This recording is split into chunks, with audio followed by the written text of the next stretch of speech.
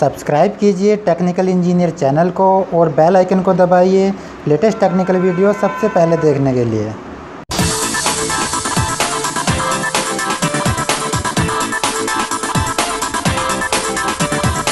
दोस्तों, आज की इस वीडियो में हम बात करने वाले हैं डायोड के बारे में।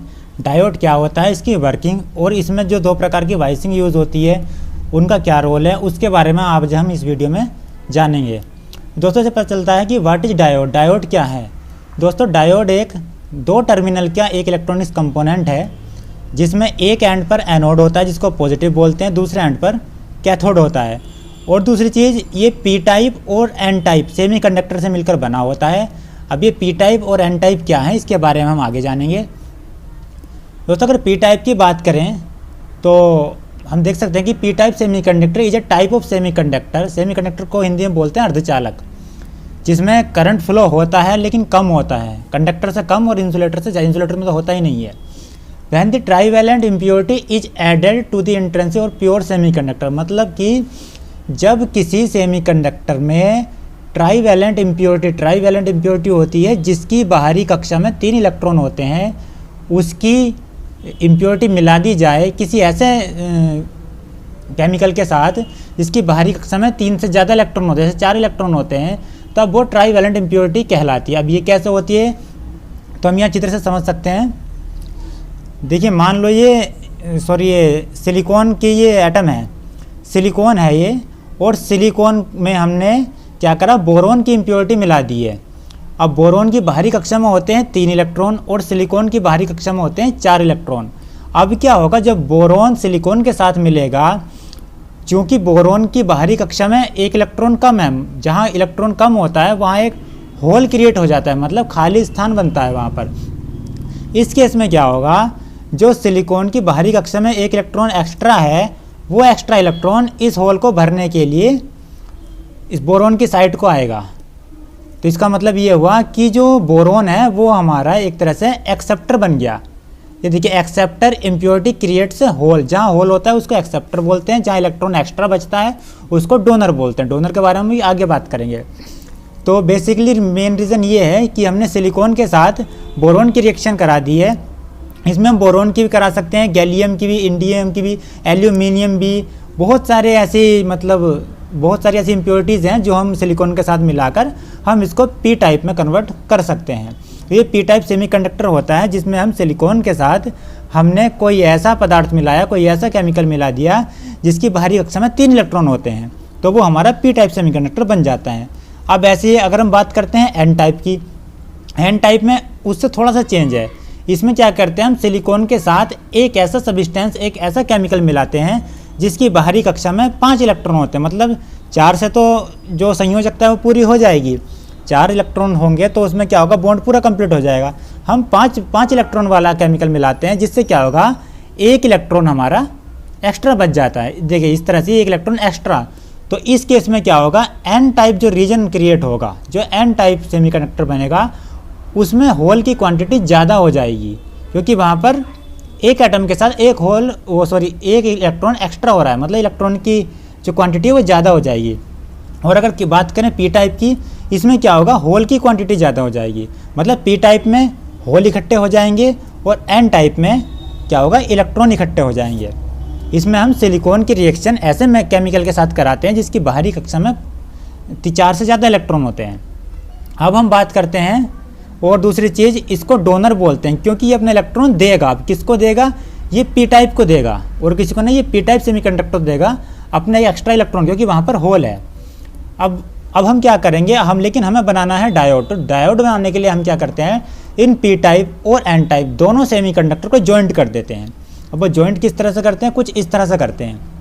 इसमें क्या होता है, A P N junction diode is 2 terminal होते हैं और 2 electrode semiconductor device which allow the electric current in only 1 direction. लेकिन जो भी डायोड होता है, ये पीएन जंक्शन जो डायोड होते हैं, इनकी एक क्वालिटी होती है कि ये हमेशा जो करंट का फ्लो करते हैं वो एक ही डायरेक्शन में करते हैं, positive to negative, forward wise में ही फ्लो होता है। इसके बारे में हम आगे जानेंगे। तो देखिए, इस तरह से होता है कुछ। ये हमारा पी टाइप सेमीकंडक्टर है, इसमें होलो की क्वांटिटी ज़्यादा है, और ये हमारा एन टाइप है, इसमें इलेक्ट्रॉन की क्वांटिटी ज़्यादा है। अब क्या होता है, जब हम इसको वोल्टेज देते हैं तब क्या होता है, जैसे इलेक्ट्रॉन है ये एन टाइप से, ये सीधे पी टाइप में होल में एंटर होने के लिए जाने लगते हैं। लेकिन जैसे ही हम बाइसिंग चेंज करते हैं, हम पॉजिटिव को नेगेटिव और नेगेटिव को पॉजिटिव वोल्टेज देते हैं, तब क्या होता है, ये दोनों दूर दूर हो जाते हैं कुछ इस तरह से।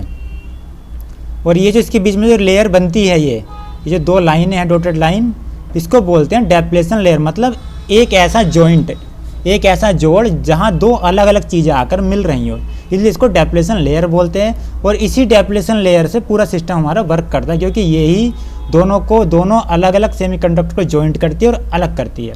अब हम बात करते हैं बाइसिंग के बारे में कि ये एक ही दिशा में एक ही बाइसिंग पर क्यों ऑन होता है, दूसरी बाइसिंग पर ऑफ क्यों हो जाता है। तो अगर हम बात करते हैं फॉरवर्ड वाइस की, देखिए फॉरवर्ड वाइस से इस नाम से पता चल रहा है, इसमें क्या होता है, जब हम पी टाइप को पॉजिटिव वोल्टेज देते हैं, चित्र में दिखाया गया पी टाइप को पॉजिटिव वोल्टेज देते हैं और एन टाइप को नेगेटिव वोल्टेज देते हैं, तब क्या होता है, जो इलेक्ट्रॉन होते हैं उन पर नेगेटिव चार्ज आने की वजह, क्योंकि एन टाइप जो रीजन है उसमें हमारे इलेक्ट्रॉन ज़्यादा है, जब हमने नेगेटिव चार्ज दिया उसको तो उसमें इलेक्ट्रॉन जो है वो एनर्जाइज हो जाते हैं। एनर्जाइज होने के बाद क्या होता है, वो इलेक्ट्रॉन मूव करते हैं, कहाँ मूव करते हैं, पी टाइप रीजन की तरफ। पी टाइप रीजन की तरफ होल से आकर मिलते हैं, होल से मूव करते हैं। और जब होल से आकर मिलते हैं आपस में, तो उस केस में क्या होता है, जो हमारी डेप्लेशन लेयर है उसकी विड्थ, जो उसकी चौड़ाई होती है वो बहुत छोटी हो जाती है। वो विड्थ छोटी होने के कारण क्या होता है, ये दोनों आपस में कॉन्टेक्ट में आकर जो इलेक्ट्रॉन होते हैं एन टाइप से एन रीजन के, वो पी रीजन में एंटर हो जाते हैं ईजिली। और जहाँ हमें पता है फ्लो ऑफ इलेक्ट्रॉन करंट कहलाता है, जैसे ही इलेक्ट्रॉन फ्लो होने लगे इसके दूसरी साइड, तो ये हमारा सर्किट क्लोज हो गया, तो हमारा डायोड ऑन हो जाता है। डायोड का सिंबल कुछ इस प्रकार होता है और ये एज ए स्विच ये ऑन हो जाता है। इसमें जो करंट होगा वो मैक्सिमम होगा, मतलब जितना करंट जा रहा है उतना ही निकल जाएगा। अगर कोई रेजिस्टेंस नहीं है तो रेजिस्टेंस है, तो वो डिपेंड करता है अकॉर्डिंग टू रेजिस्टेंस कि कितने रेजिस्टेंस उस पर लगा हुआ है, ठीक है। लेकिन अगर हम बात करते हैं रिवर्स वाइस की, उस केस में क्या होता है, जस्ट इसका उल्टा होता है। इसमें हम क्या करते हैं, डीसी वोल्ट को हम उल्टा कर देते हैं। मतलब ये कि हम एन रीजन को हमने पॉजिटिव चार्ज दे दिया और पी रीजन को निगेटिव। अब क्या होगा, जिधर इलेक्ट्रॉन थे उन्हें एनर्जी देने के लिए वहाँ पर निगेटिव चार्ज होना चाहिए था, लेकिन हमने पॉजिटिव दिया तो वो चार्ज नहीं होंगे। और जिधर हमें होल थे उधर हमने निगेटिव दे दिया तो वो भी चार्ज नहीं होंगे। इस केस में क्या होगा, दोनों एक दूसरे से दूर जाएंगे। तो जो डेप्लेशन लेयर है, जो इनको जॉइंट करने वाली एक लेयर है, उसकी विड्थ काफ़ी बड़ी हो जाएगी। विड्थ बड़ी होने के कारण ये इलेक्ट्रॉन होल के अंदर एंटर नहीं हो पाएंगे, जिससे हमारा सर्किट ओपन रह जाएगा। ये हमारा स्विच की तरह जो है, ये स्विच हमारा इसकी तरह से कुछ ओपन रह जाएगा। हमने क्या करा, नेगेटिव को पॉजिटिव दे दिया और पॉजिटिव को नेगेटिव। इस कंडीशन में क्या होगा, जो करंट होगा वो हमारे जीरो होगा, मतलब करंट हमारा पास ही नहीं होगा। रेजिस्टेंस कुछ भी हो कोई फ़र्क नहीं पड़ता, हमारा डायोड से करंट पास ही नहीं होगा। तो इस केस में रिवर्स वाइज में डायोड हमारा ऑफ होता है और फॉरवर्ड वाइज में डायोड हमारा हमेशा ऑन होता है। कुछ इस तरह से हम समझ सकते हैं। ये पी टाइप रीजन है, ये एन टाइप रीजन है। अब इस केस में क्या होगा, होल ज़्यादा हैं, ठीक है। पी टाइप में होल ज़्यादा हैं और एन टाइप में इलेक्ट्रॉन ज़्यादा। जैसे ही हमने फॉरवर्ड वाइज दिया तब क्या हुआ, इलेक्ट्रॉन होल से मिलने लगे। लेकिन इसके अपोजिट जैसे रिवर्स वाइज दिया, ये दोनों दूर दूर हो गए। तो इस तरह से ये काम करता है। दोस्तों, अगर वीडियो पसंद आई हो तो चैनल को सब्सक्राइब कर दें और वीडियो को लाइक ज़रूर करें और वीडियो को शेयर करना बिल्कुल ना भूलें।